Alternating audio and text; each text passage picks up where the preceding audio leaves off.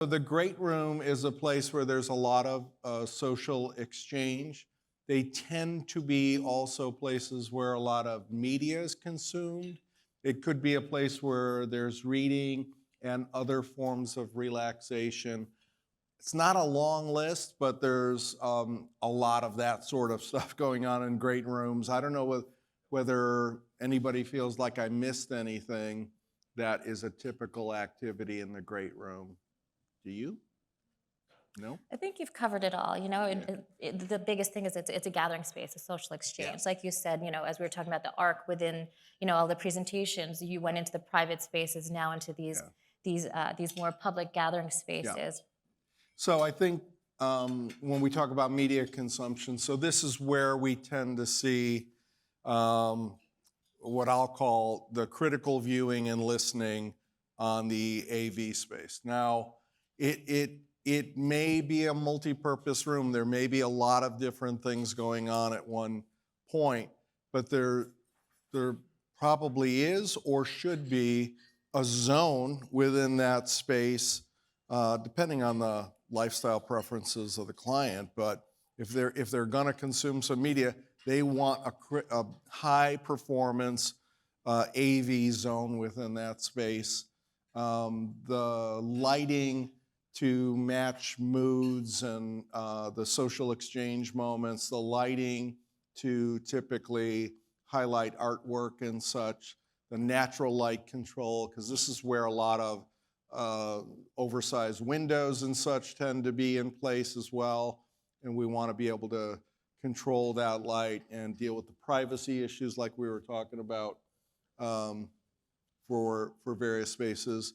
And then I think also, because this is a place where a lot of time is spent, the whole home connectivity and control piece tends to figure in. And as we talk about the outdoor, which is part of the overall mix here in terms of the gathering spaces, there's a lot of integration between great rooms and the outdoor spaces as well. Go ahead. So from our perspective in floor heat, radiant floor heat, one of the things that we hear a lot is controlling those different zones in order to drive everybody back into the same room.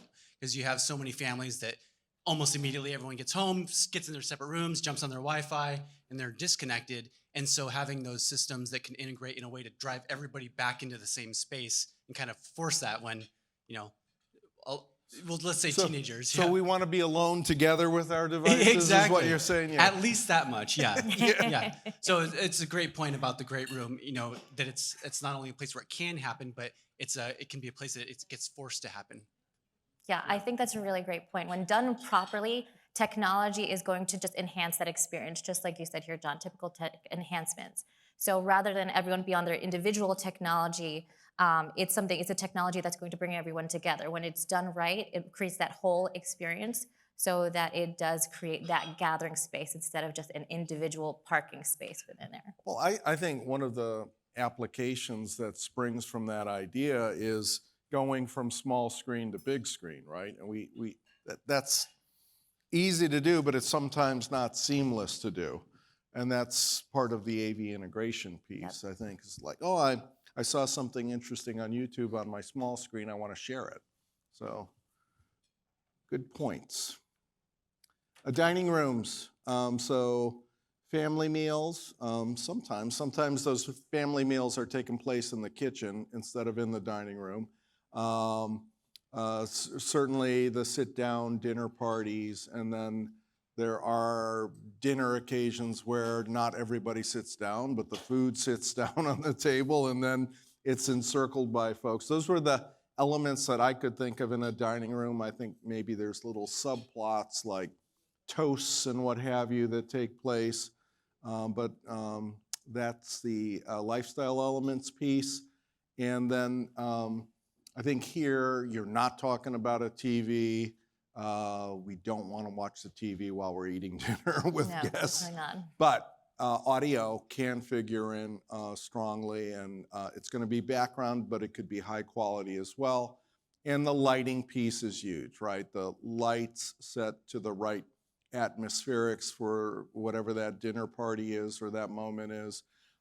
Again, there tends to be artwork that wants to be highlighted in these dining areas, and there could be windows to control light at as well.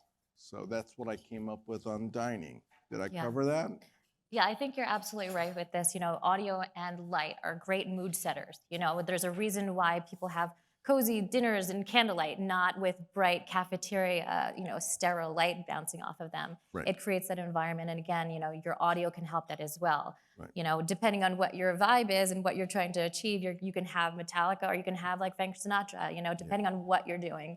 And it will totally set that tone and set that vibe for you. Just don't change the playlist on your phone while you're at dinner, unless you want to get in trouble with Yes, your that wife. is true.